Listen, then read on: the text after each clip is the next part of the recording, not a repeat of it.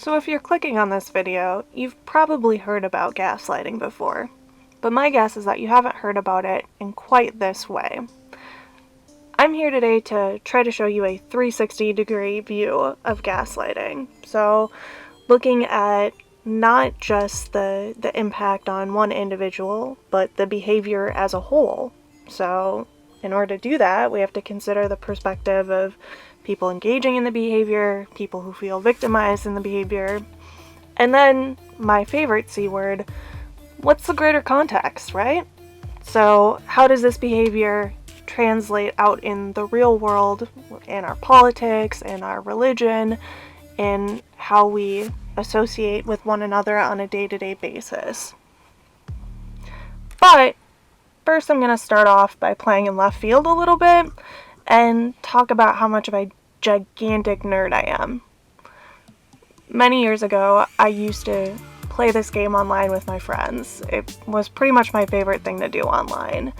It was called Werewolf, and the basic gist of the game is you have two teams, the villagers and the werewolves, and nobody knows who is on which team, and the goal of the villager team is to spout out the wolves, and the wolves team is to attack the villagers and not get caught.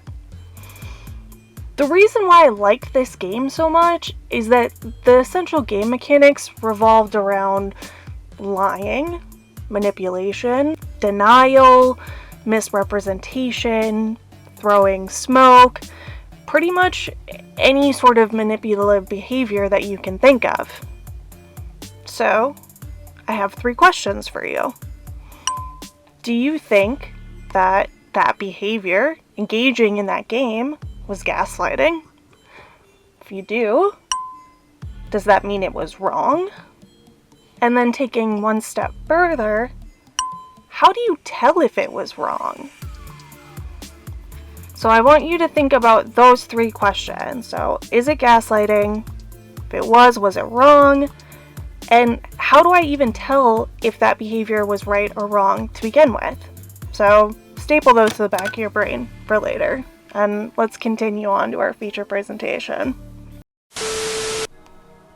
Before going any further, I want to stop and purposefully define what exactly I mean when I'm talking about gaslighting. And what I'm talking about is a pattern or a group of behaviors in which one person lies or manipulates or uses other deceitful or antisocial behaviors in order to get the other person to question their reality, their perception, their thoughts, beliefs, and their own feelings.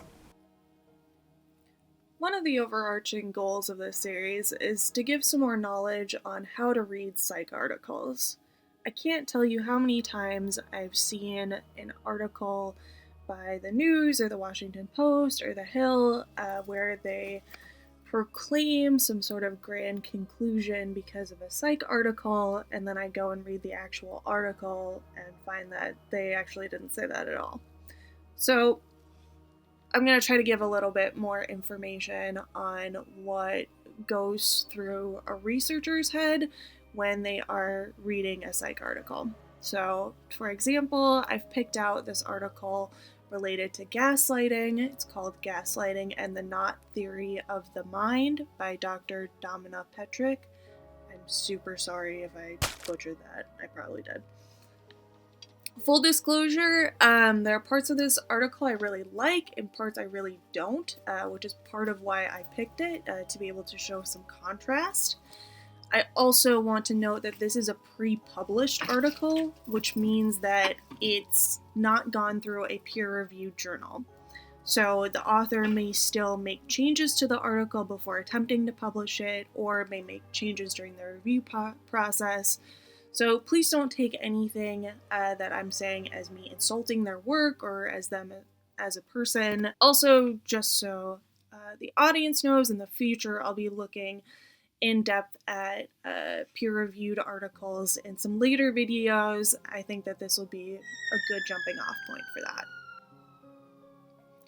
So, the first thing I do when I'm looking at an article is try to investigate the author a little bit. So, figure out, does this author have enough knowledge to speak on this subject with some credibility?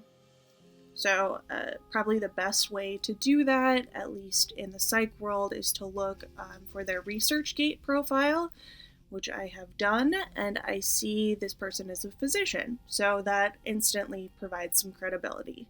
Um, Looking through their profile, I also see that they speak multiple language, and the university they have listed I don't recognize, which tells me that they're probably not in North America.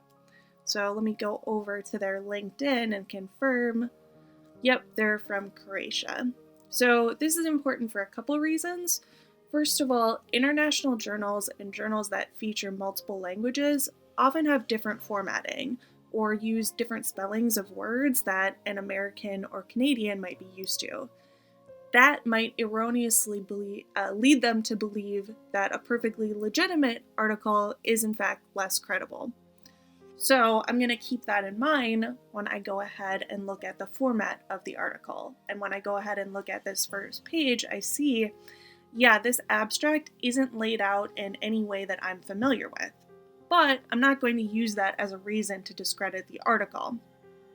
I also like to pay attention to nationality because over time that helps you pick up on patterns, like the fact that there's a lot of really excellent trauma research that comes out of Ireland. And also, that can just help you learn stuff about other cultures, which is cool too. So now we've established that this researcher is credible, right? I mean, they're a doctor. Well, let's press the pause a second, because there's something on that ResearchGate page that gave me a little red flag. So I saw that many of their articles are related to psych, but it lists their specialty as emergency medicine, and in the skills and expertise, they're all related to emergency medicine and internal medicine, and I'm not seeing anything that has a relationship to psychology or psychiatry. So I'm not saying that to disregard everything that this person says, but to note that that's a little flag you should watch for. You should be asking yourself, does this person have the expertise to be making the claims that they are making? I'd say in this case, maybe. Some ER physicians do deal tremendously with issues relating to psychiatry or psychology. Some tend to not feel as comfortable in that area and kind of pass those patients off to a psychiatrist pretty quickly. So how much knowledge an ER physician has related to psychiatry is going to be based on their comfort level and training. So I'm just going to go ahead and give this person the benefit of the doubt that they've had enough experience in this area to have intelligent commentary. But I'm still going to continue to be a critical reader. So now that I've investigated the author a little bit, I'm going to look at the article. What does a critical reader do first with the article? Not read it. No, I'm serious. Don't read the article at all. Scroll down to the references, and don't even read the words. Start with the numbers. How many listed references are there? So I see here this article has 10 listed references, which I would say is on the low side. And then looking at those references, when were they published? So going from oldest to youngest here, we've got articles from 1994, 1996, 1997, 2007, 2011, 2014, 2 from 2016, and 2 from 2017. Now, a lot of times when you see anything from the 90s, some people will say that's all bunk. Anything from the 90s or earlier is garbage, don't reference it. Personally, I don't see it that black and white because I think that there are some articles written during that time period that are foundational to our understanding of things now. So looking through those specific references, I'd say that this article's inclusion of Dorpatz 1994 article on the double whammy and gaslighting is valid, because that's one of sort of the first articles that really talked about this subject and gave a nice definition for it. So I definitely understand using that article. I probably would as well. However, looking at the other articles from that time period, I'm not seeing as much relevance. So typically, I tend to almost exclusively cite materials within the past 5 to 7 years. That's because how we understand things is always changing, we're always learning, and aside from sort of those foundational articles that I was talking about earlier, most of what you want to pay attention to as a researcher is going to be things within the recent past. So using that rule, we're down to only 5 references, plus that 1994 article that I think is pretty legit to keep. Now that we've done the numbers part, let's kind of look at what these references are. So one of them is the dictionary, and I tend to kind of just throw that one away out of hand. I think that tends to not be a super relevant source for anything scientific, and people will argue that it's biased, so I just tend to shy away from citing the dictionary. There are 3 listed articles from Psychology Today. So Psychology Today is written for lay people and for therapists. It's written in a way so everyone can understand, and in that process, I think a lot of nuance tends to be lost, and it's not generally presenting like peer-reviewed studies. So I don't even have to go up and look, but I know that the Psychology Today articles aren't going to be things that included like randomization or that had a large sample size. If it is on the more scientific end, it'll be like a case study of one clinician's experience with one client. So I tend to treat any articles from Psychology Today with quite a bit of caution. And then the last reference I see that's within what I would say a reasonable time frame is a book by Dr. Martha Stout called The Sociopath Next Door. I'm not that familiar with this person, but it appears to be somewhat credible.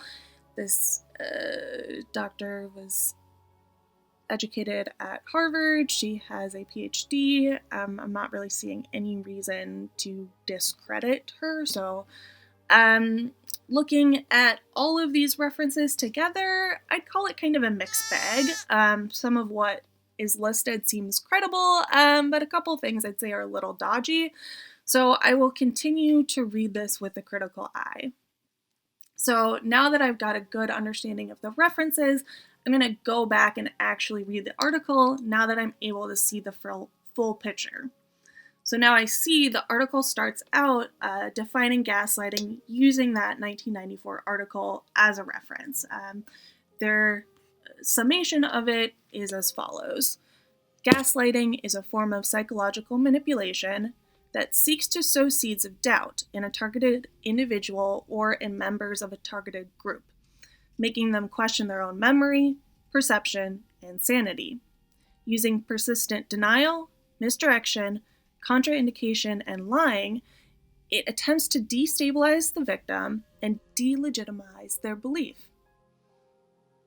This, I believe, is a solid definition that is based in research that we know on this subject.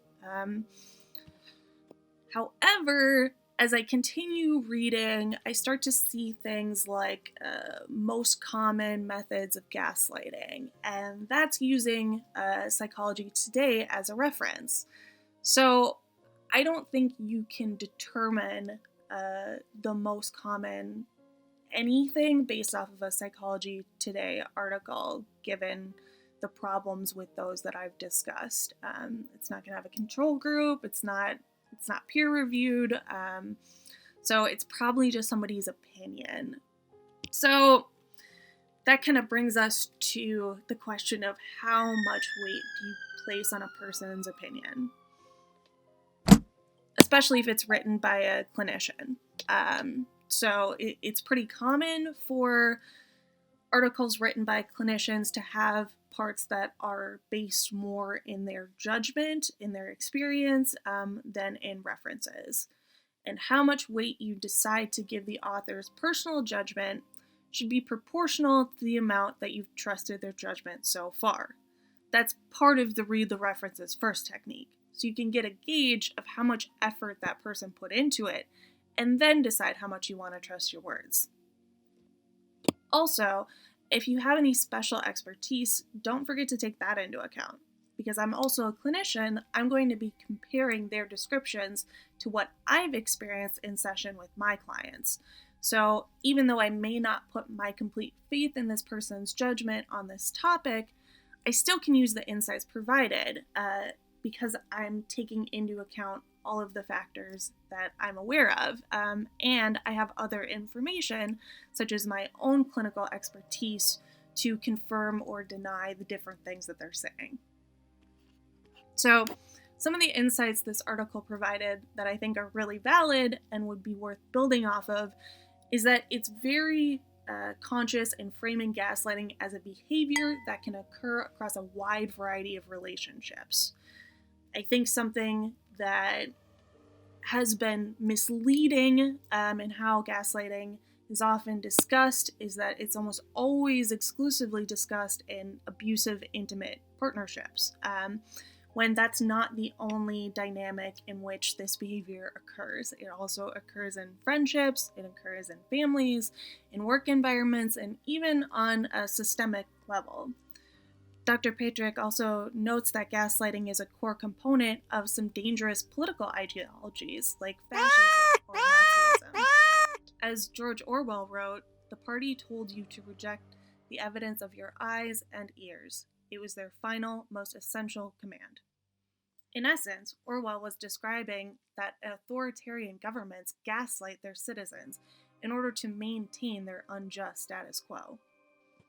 Another key insight I think Dr. Patrick provides is the necessity to combat external negative messages with internal positive ones. They directly state the victim should never internalize the abuser's negative emotions and thoughts about oneself. Obviously, that is clearly an easier said than done situation. However, it's still true. The true damage from being gaslit isn't from what the abuser says, it's from what the victim believes. That initial wound of someone saying something hurtful is bad, but the toxicity of gaslighting comes from the fact that the poison stays long after the insult or the person is gone. Negative, shameful thoughts get planted into the victim's head, and they grow to the point where the perpetrator doesn't even have to say anything negative. The victim is already telling it to themselves. In the article, that's described as breaking the victim's introspective mirror, which I think is another good way of thinking about it. Really, the most severe impact of gaslighting is it can shatter someone's internal view of themselves so much that they are unable to trust their own thoughts and feelings. So that brings us to the big question. Why? Why the fuck do people do this? Are they just evil monsters? Are they stupid? What's the deal? One thing I want to make very clear is that gaslighting is a behavior, and it's a behavior that pretty much everyone has used at one time or another. For example, children tend to be natural gaslighters. A 4-year-old will tell you she didn't eat your cookie with it half eaten in her hand and chocolate on her face. In some ways, we can think of gaslighting as an early developmental form of lying. Children tend to not have the foresight to concoct a believable falsehood, and will just claim their version of reality is correct, regardless of how outlandish it actually is. So, does that mean people who gaslight are just big babies? Well, no, not exactly. I'd argue they mostly tend to be using it as a defense mechanism. that for some reason, actual reality is too emotionally painful to tolerate. So they shift it in order to alleviate that pain, and they either don't think or don't care about how that impacts those around them. Some people gaslight habitually or without thinking. For those individuals, usually that strategy has worked for them to some extent, therefore, they keep using it. They may not even fully realize that's what they're doing because it's been such an ingrained pattern for them, especially if that was an ingrained pattern that was passed down from a family member. So if that was part of their family pattern, then really how would they know that that behavior wasn't normal until somebody calls them on it? So how do we deal with this? How do we deal with these ingrained patterns? Therapy. One thing I've noticed is that people who are generally supportive of mental health but aren't necessarily mental health professionals will sometimes just recommend therapy as a panacea, as a this is going to solve all your problems, and then don't really explain how the therapy process works or what about therapy could help an individual with a specific problem. And so what I want to do is to take a slightly different approach and talk about what I'm going to call targets for therapy. And these are all sort of different tasks or different objectives that you could walk into any therapist's office and say, I want to work on this specific thing, this target. And they're going to understand what you actually mean, and they're going to be able to point you in some directions of some different interventions or tools or skills that might help with that specific problem. Because therapy isn't just this magic wand that we wave and then people get better. Therapy is work. Therapy is hard work. Therapy takes the client coming in with some idea of what they want to work on. And so that's what I would like to try to provide, not to pathologize people or to tell anyone that there's something wrong with them. Obviously, I'm not your mental health provider, but I would like to offer some language that you could hypothetically use in your own life with people you care about or with a mental health professional, and they'll understand what you're talking about. So I'm going to break down targets for therapy for gaslighting in the way of how we can help people who have been victimized by this behavior and how therapy can help people who are habitually using this behavior and they don't really want to be. So I'm going to start off with talking about how therapy can help an individual who's been victimized by this behavior. Then I'm going to talk a little bit about how therapy could help an individual who keeps using this behavior and doesn't really want to be using it.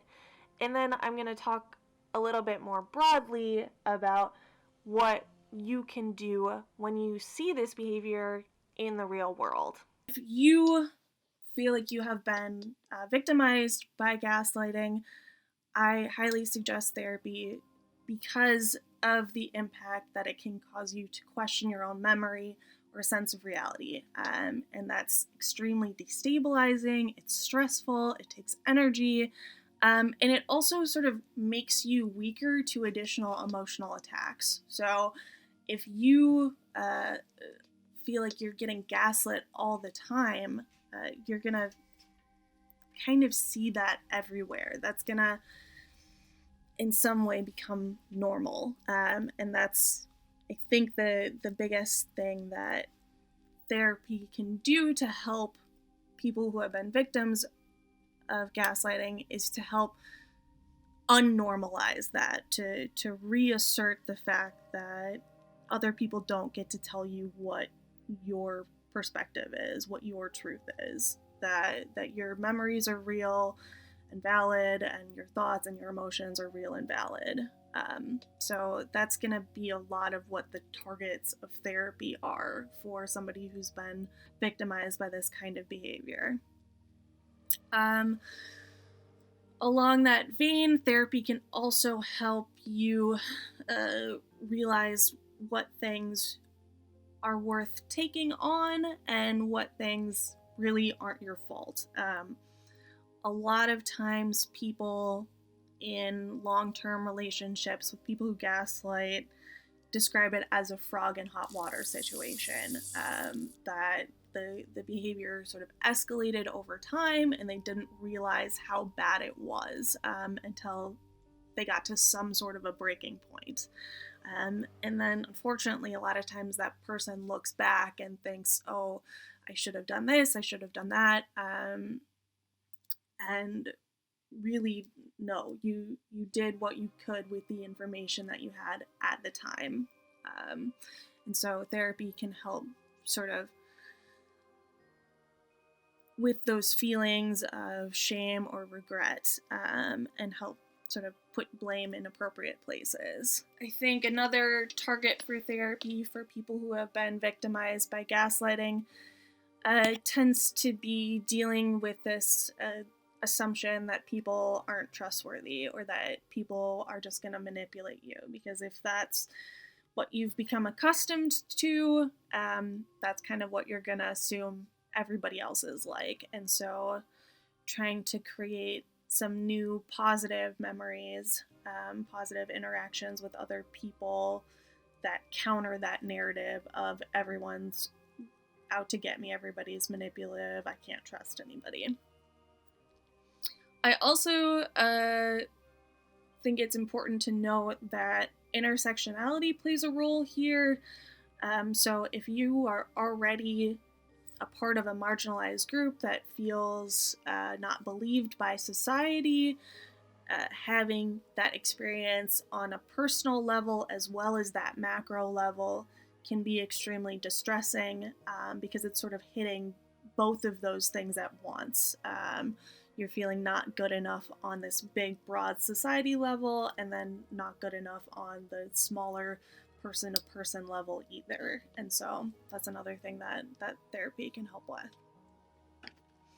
So what if you are on the other side of this? What if you start to notice in yourself that you are maybe pushing your reality onto other people, or misrepresenting things that you don't have to? So one thing that I like to do with my clients is try to think about a cost-benefit analysis. I never straight up tell any of my clients, like, don't ever lie. Lying is bad. Lying is wrong. Like, that's generally not a realistic target for people, especially if we're talking about like an ingrained pattern of lying. So instead, what I'll ask is, how much effort is it going to be to maintain this lie versus how much effort is it going to be to just have out with the truth right away? And a lot of times, even people who have sort of habitually lied, that can get them to stop in the moment and think, like, do I really need to lie about this, or is this actually creating a bigger mess that I'm going to have to clean up later, and that I don't want to clean up later? Another thing that I tend to let my clients know is that you can always course correct. I think people a lot of times think because you start something, you need to finish it, when I don't think that's actually the case. I think most of the times your loved ones would greatly prefer you to like stop halfway through and be like, wait, actually that's not what happened. I'm sorry, I apologize, this is what actually happened. That's way better than being lied to. And then the last thing is this concept in psychology that we have called sublimation. And so that means taking or transferring harmful behaviors from a harmful context into a context where they're no longer harmful.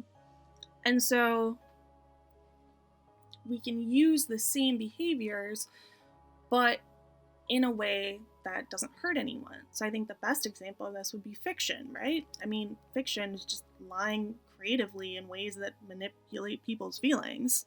That's not necessarily harmful, and that can be an outlet. So I had originally planned to show a video, but then YouTube reminded us that copyright is a thing. So instead, we're going to be showing you this in a comic form.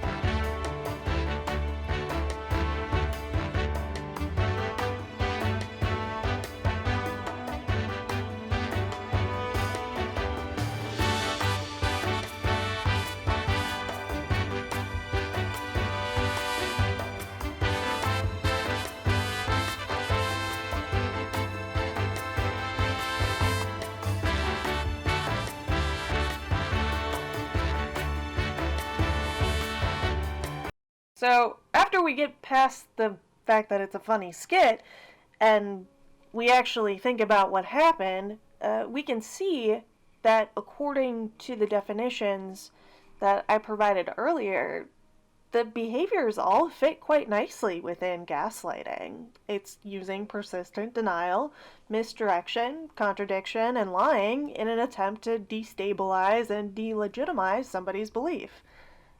In this case, it is a skit in which a group of writers likely decided that this would be a funny idea to get the audience on this gag of gaslighting. I don't think that anyone was inherently harmed by them doing this. I think that this is a nice example of how you can use those exact same behaviors and just transfer them over to a different context in which they're appropriate. It's totally fine to lie and misdirect people when you're writing stuff for a TV show. That's part of the gig, and the audience is in on the joke. So no one is actually being harmed here. So here's the big question. What do we do when we see this in our world? And I'm not just talking about, like, our individual worlds. I mean, big picture stuff. When we see it in our politics, in our religion, in the things that sort of bind us together as a society. It's tough. This is probably one of the things that I think about the most.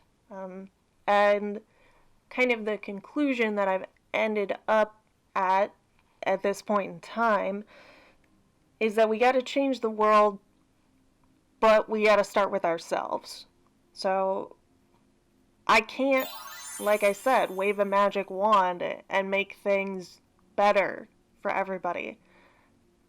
What I can do is work on myself and try to be the best version of me that I can be, and to try to be a beacon and provide education and to help other people sort of get that as well, in the hope that eventually we as a community will become self-actualized and strong enough to make some pretty significant changes. I think that we all have so much more power than we realize, and then we use. And that's really sad.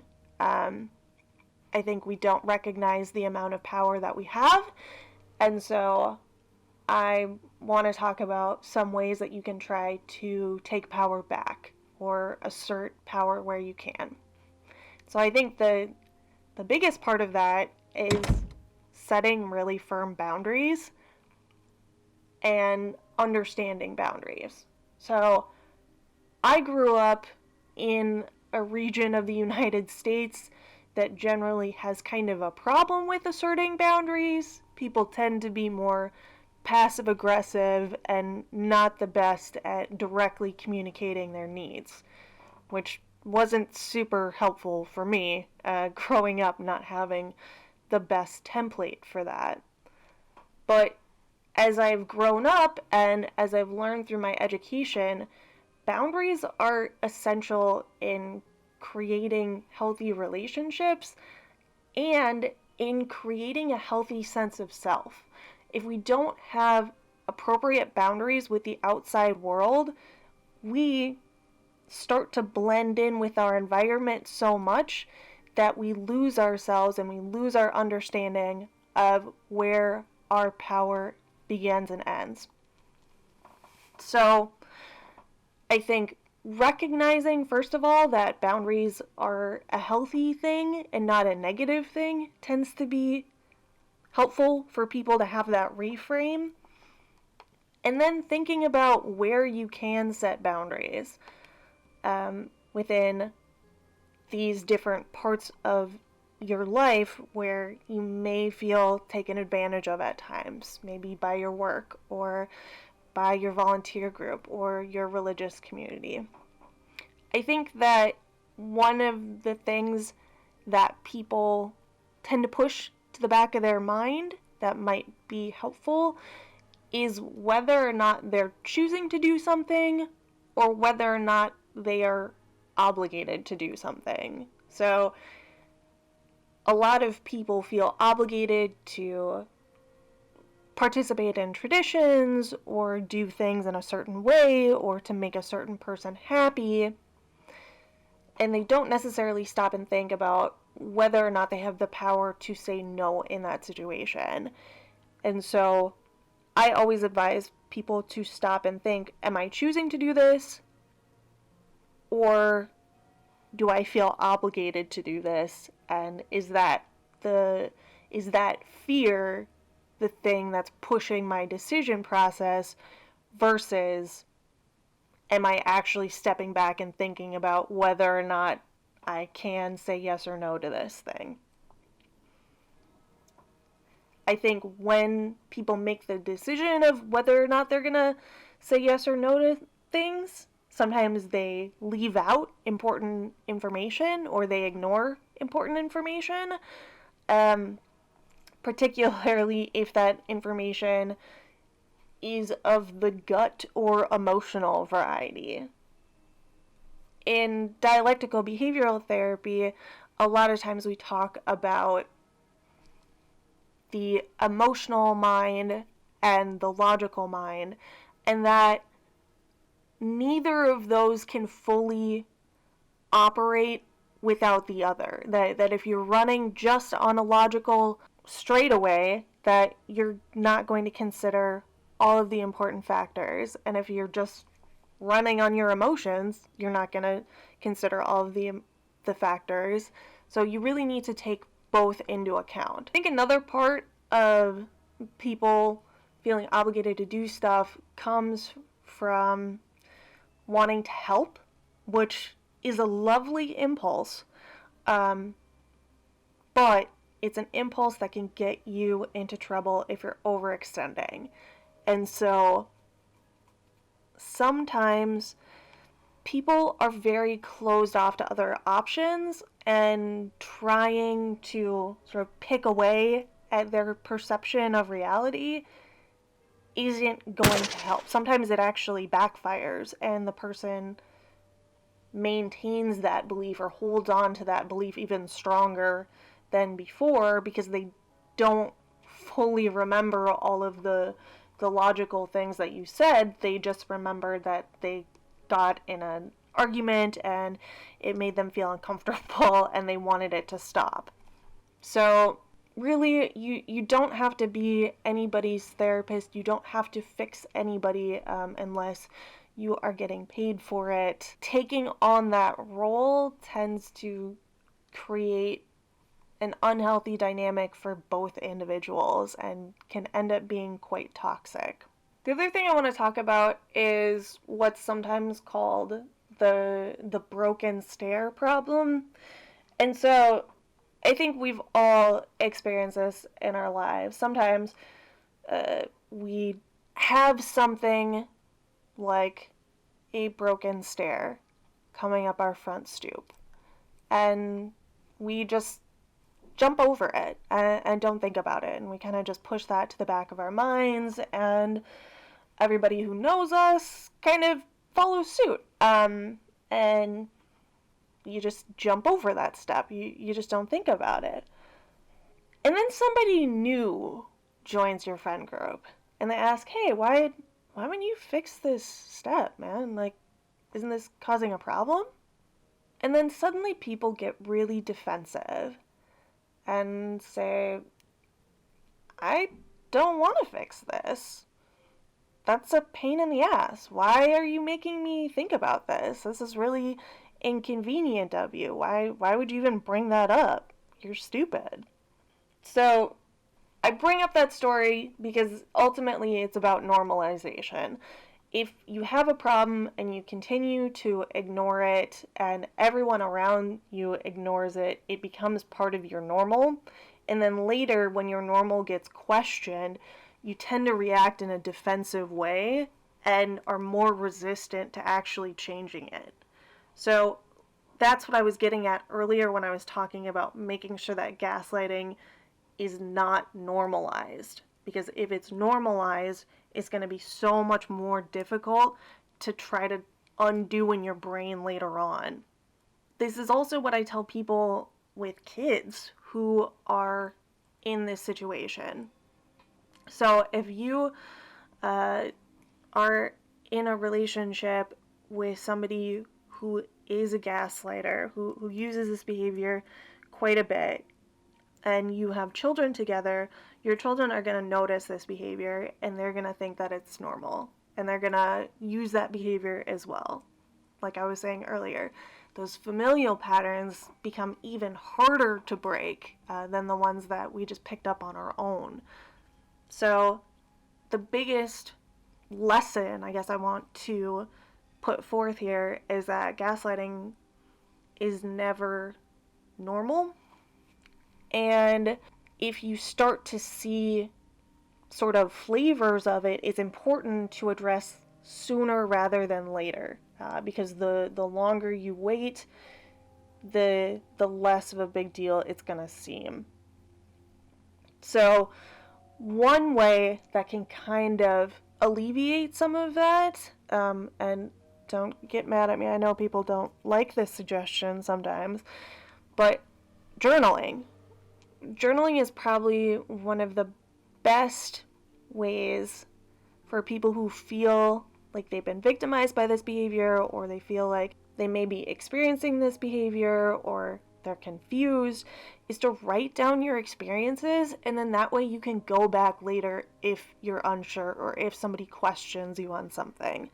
Also, there's just something about having your memories written out on paper in a way that you can look at it that's often very comforting and can help with that sort of destabilizing problem that comes with being gaslit.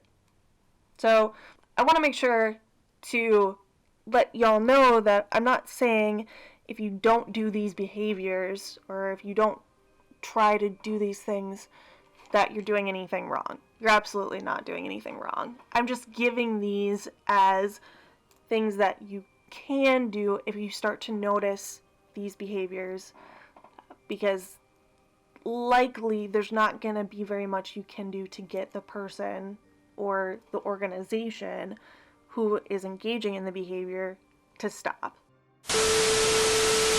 An unstoppable science fiction boy is attacking our nation's final line of defense. Will we all fall to his deadly touch? But first, something silly. What do you mean, but first? I already said up next, you always do this. I don't always do shit. Don't gaslight me. Gaslighting doesn't exist, you made it up because you're f***ing crazy. I mean, as nice as it would be if we could just get people to stop doing it, magically, like that, but it doesn't work that way. So we gotta start with ourselves and how we can build up the defenses against that behavior, and think critically within ourselves about when we're using the behavior. Because like I said, everybody does this. No one is immune. And so being able to both check ourselves when we're using the behavior and being able to have good boundaries and a good sense of self will protect you from sort of the negative impacts of it. Because like I said earlier, the negative impacts of it aren't necessarily all from what the other person is saying. It's mostly from what the person who's victimized internalizes. And so what we want to try to do is stop that internalization from happening. So now we're going to go all the way full circle. Remember when I asked you to staple those 3 questions to the back of your brain? Yeah, probably, because I purposely said it really weird like that, so that it would trigger an emotional reaction so you would remember it. Anyways, the questions were whether or not me playing that game, which again involved me lying and manipulating my friends, whether or not it was gaslighting, whether or not it was wrong, and how I would know either way. So, the first question, was it gaslighting? Yes, it was. Was it wrong? This I'm going to tie in with the second one. So how would I know? I would argue that whether or not something is quote-unquote wrong has to do with the impact of the behavior. A lot of people will focus entirely on intent. So what was the person who did the behavior, what was their intention with that behavior? If you're going by that definition, I think it's super clear here, right? The intention was to play a game and everybody's on board with it, therefore no harmful intent, no foul. I don't particularly like that train of thought because I don't think intent negates impact. So I think you can potentially try to be using gaslighting in a jokey way and hurt somebody's feelings, and in that case you hurt somebody, so it was wrong. So that's what I'm going to put forth as the answer to how you would know either way, is whether or not anyone was harmed in the impact. As long as anybody wasn't harmed, I don't think it's wrong to engage in the behavior on its own. So I think this, again, would be another nice example of sublimation, of, hey, we have this behavior that isn't really socially appropriate, but at times we may still feel the urge to use it. Here's a way that we can channel that exact same behavior and use it in a way that is not harmful. Hey guys, thanks for watching our video on gaslighting.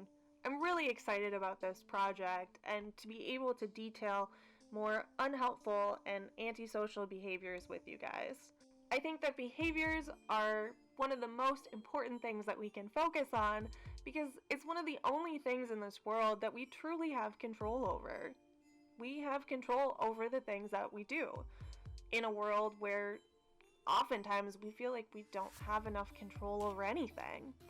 And so in that vein, I believe that this series will be a way to help people take back that power and hopefully prevent some of these behaviors from happening in the first place.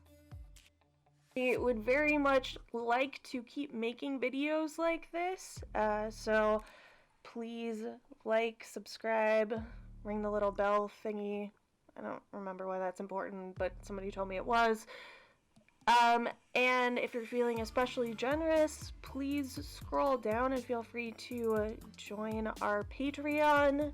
I'd really like to create a community here where people can ask questions and really help us figure out what type of educational content would be the most useful for people. So in the comments below, please let us know what other topics you would be interested in us covering. On deck, we have a project on Darvo, which is a type of gaslighting behavior that is a bit more specific and we're gonna take you through what that looks like, how you can notice it, and how this is currently showing up in scientific research and what you can take from that aspect as well.